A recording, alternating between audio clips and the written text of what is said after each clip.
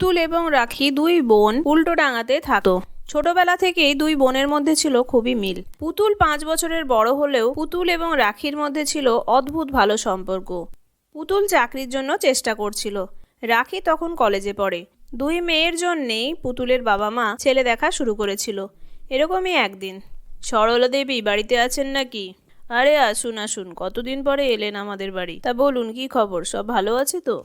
হ্যাঁ হ্যাঁ, এমনিতে সবই ভালো আছে। আমি আপনার দুই মেয়ের জন্য একটা দেখাশোনার কথা নিয়ে এসেছিলাম। আসলে ছেলেরা দুই ভাই, ছেলের মা বিমলা দেবী চাইছেন দুই ছেলের বিয়ে একসাথে দিতে। তাই আমার সঙ্গে একটুখানি কথা বলতে এসেছিলেন কাল। তাই আমার চট করে আপনার কথা মনে পড়লো। আপনিও তো আমাকে ছেলে দেখার কথা বলেছিলেন। তাই আপনার যদি মত থাকে, বিমলা দেবীর দুই ছেলেকে একবার আপনি দেখে আসতে পারেন। বিমলা দেবীর খুব ইচ্ছে আপনাদের সঙ্গে কথা বলার, এবং আপনার দুই মেয়ের কথা শুনে আপনার দুই মেয়েকে বৌমা করারও খুব ইচ্ছে আছে। হ্যাঁ হ্যাঁ, আমাদের কোনো অসুবিধে নেই। আমরা তো এমনিই মেয়েদের জন্য পাত্র দেখার কাজ শুরু করে দিয়েছিলাম। তাহলে না হয় কালকে একবার ওই দুই ছেলেকে দেখে আসবো বাড়ি গিয়ে। আর না হলে আপনি বিমলা দেবীকে বলুন যেন আমাদের বাড়িতে আসে। দুই ছেলেকে নিয়ে আসতে বলবেন, তাহলে ছেলেদের সঙ্গেও কথা হয়ে যাবে। যথারীতি পরদিন সকালবেলা দুই ছেলেকে নিয়ে বিমলা দেবী সরলা দেবীদের বাড়িতে উপস্থিত হন। দুই পক্ষেরই খুবই পছন্দ হয় এবং কিছুদিনের মধ্যেই খুব ধুমধাম করে পুতুল এবং রাখির বিয়ে সম্পন্ন হয়। যাক বাবা, আমরা দুই বোন দুই যা হয়েছি, খুব ভালো হয়েছে।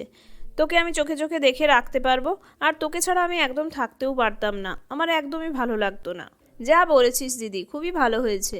আমি তো তোকে ছেড়ে থাকার কথা ভাবতেই পারতাম না। যাক, ভগবান আমাদের কথা শুনে নিয়েছেন বল। এইভাবেই দুই বোন খুব হাসাহাসি করে এবং গল্প করতে থাকে নিজেদের মধ্যে। তখনই বিমলা দেবী এসে উপস্থিত হন। এই যে বৌমারা, তোমরা আগে দুই বোন ছিলে, তাই সারাক্ষণ গল্প গুজব করে সময় কাটিয়ে দিয়েছো, ঠিক আছে। কিন্তু এখন তোমরা দুই বোন, তোমরা দুই যা, আমার বাড়ির বউ, একজন বড় আর একজন ছোট। তাই তোমাদেরকে কিন্তু এবার সংসারের দায়িত্ব নিতে হবে। তাই এইরকম গল্প গুজব করে সময় নষ্ট করে দিও না। নিজের কাজগুলো নিজেরা বুঝে নাও। আমি তোমাদেরকে প্রথম দিন বুঝিয়ে দিচ্ছি, কালকে থেকে তোমরা রান্নাবান্না সমস্ত কিছু করবে। এই বলে বিমলা দেবী চলে গেলেন। বাড়িতে কোনোদিন রান্নাবান্নাই করিনি, মা তো কখনো রান্নাবান্না করতেই বলেনি। এর আবার কি হলো? হঠাৎ করে আমাদেরকে গল্প করতে দেখে এনার গায়ে জ্বালা ধরলো নাকি? চুপ কর বোন, শুনতে পাবে। এরকম কথা বলতে হয় না। এখন আমরা ওনার বাড়ির বৌমা, তাই আমাদেরকে কিছু কিছু দায়িত্ব তো নিতেই হবে। ঠিক আছে, যা এখন ঘুমিয়ে পড়। কাল সকাল সকাল উঠে না হয় রান্নাবান্নার কাজে লেগে পড়বো। এখন তো রান্না করা সেরকম একটা কোনো বড় ব্যাপার নয়, ইউটিউব দেখে রান্না করলেই হবে। এই বলে রাখি এবং পুতুল দুই বোন চলে গেল যে যার ঘরে। পরদিন সকালবেলা যথারীতি দুই বোন রান্নাঘরে এসে উপস্থিত হয়। এই দিদি, কি রান্না করবো বলতো? আমি তো স্যান্ডউইচ আর ম্যাগি ছাড়া কিছুই রান্না করতে পারি না সেরকম একটা। তুই কি কিছু পারিস? আরে তুই যেটা জানিস সেটাই কর না, বাকিটা আমি করে নিচ্ছি। দুই বোন রান্নাই করছিল, এমন সময় শাশুড়ি এসে উপস্থিত হলো তাদের মাঝে। এ কি ছোট বৌমা, তুমি এরকম নুডলস আর স্যান্ডউইচ বানাচ্ছ কেন? এই সমস্ত খাবার আমাদের বাড়িতে কেউ খায় না সকালবেলায়। আর বড় বৌমা, তুমি কি বানাচ্ছ? পোহা বানাচ্ছ? ঠিক আছে, পোহা তুমি বানাতেই পারো, কিন্তু তুমি আমাকে রুটি আর ডিমের ভুজিয়া বানিয়ে দিও, কেননা আমি সকালবেলা ব্রেকফাস্টে রুটি আর ডিমের ভুজিয়াই খাই। এই বলে বিমলা দেবী চলে গেলেন। বিমলা দেবী চলে যাওয়ার পর, দেখেছিস দিদি, তোর খাবারগুলো শাশুড়ি মায়ের তাও পছন্দ হলো, কিন্তু আমি যেগুলো বানিয়েছি সেগুলো তো ওনার একদম পছন্দই হলো না। সারাক্ষণ শুধু রুটি তরকারি, এই খাবো সেই খাবো করেই যাচ্ছেন। কেন রে বাবা, স্যান্ডউইচ আর নুডলস কি কেউ ব্রেকফাস্টে খায় না নাকি? আমরা তো সবাই বাড়িতে এরকমই ব্রেকফাস্ট করতাম, তাই না রে দিদি? এই সমস্ত নিয়ম কানুন আমার একদম ভালো লাগে না। আরে বাবা, চটছিস কেন? ধীরে ধীরে সব ঠিক হয়ে যাবে নিশ্চয়ই। এরকম ভাবেই কিছুদিন কাটতে থাকে। পুতুল এবং রাখির শাশুড়ি সবসময় চেষ্টা করতো তাদের দুই বোনের মধ্যে সখ্যতার সম্পর্ককে কাটিয়ে দিতে এবং তাদের দুই বোনের মধ্যে ঝগড়া লাগানোর চেষ্টা করত, কিন্তু তিনি কিছুতেই সফল হচ্ছিলেন না। হঠাৎ করে একদিন, এই বোন, একটা খুব খুশির খবর আছে। আমি তো অনেক জায়গায় ইন্টারভিউ দিচ্ছিলাম, তাই আমি একটা খুব ভালো জায়গায় চাকরি পেয়ে গেছি। তুই তো জানিস আইটি সেক্টরে চাকরি করার আমার বরাবরই খুব ইচ্ছে ছিল, তাই আমি একটা খুব বড় আইটি সেক্টরে চাকরি পেয়েছি। এই কথা শুনে রাখি মনে মনে খুশি হলেও একটু দুঃখও পেল এবং বলল, তার মানে তুই সকাল থেকে চাকরিতে চলে যাবি আর আমাকে বাড়ির সমস্ত কাজকর্ম করতে হবে? কই, তুই যে চাকরির জন্য আবার ফর্ম ভরা শুরু করেছিস আমাকে তো বলিসনি। আরে আগে থেকে কি জানাবো, আমি নিজেই জানতাম নাকি? আমি তো র্যান্ডাম যেরকম অ্যাপ্লিকেশন দিতে থাকি সেরকমই আমি অ্যাপ্লিকেশন দিয়েছিলাম। আর তুই বাড়ির ব্যাপারে একদম চিন্তা করিস না, আমি তোর সঙ্গে সমস্ত কাজ হাতে হাতে করে দিয়ে তবেই অফিসে যাব। এরকম ভাবেই পুতুল অফিস যেতে শুরু করলো। প্রথম প্রথম পুতুল বাড়ির সমস্ত কাজটাই ছেড়ে দিয়ে যাচ্ছিল, তাই দুই বোনের মধ্যে কোনো রকমেরই ফাটল ধরানো যাচ্ছিল না।